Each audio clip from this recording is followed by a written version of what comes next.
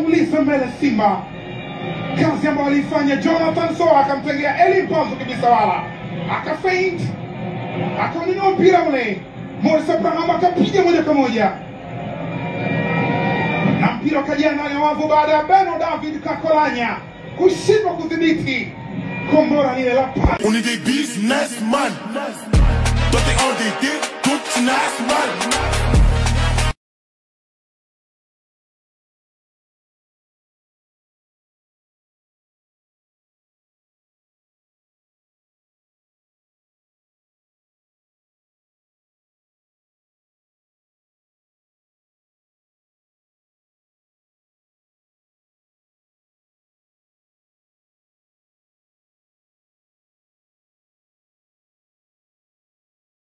Na ulimwenguni kote, mchezaji mpya kwenye klabu, mchezo wake wa kwanza, mpira wa kwanza pale alijiandaa. Hapa anachukua nafasi ya Eli Mpanzu, wanajichanganya wenyewe. Back pass, Stephen Dese Mukwala kutoka Uganda akampelekea Mkenya Mohamed Bajaber, akaujaza ndani ya wavu.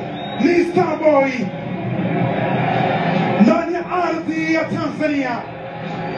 Inatengenezwa combination triangle ya Afrika Mashariki. Ni wekundu wa Msimbazi Simba. Goli la Mohamed Bajaber ni goli la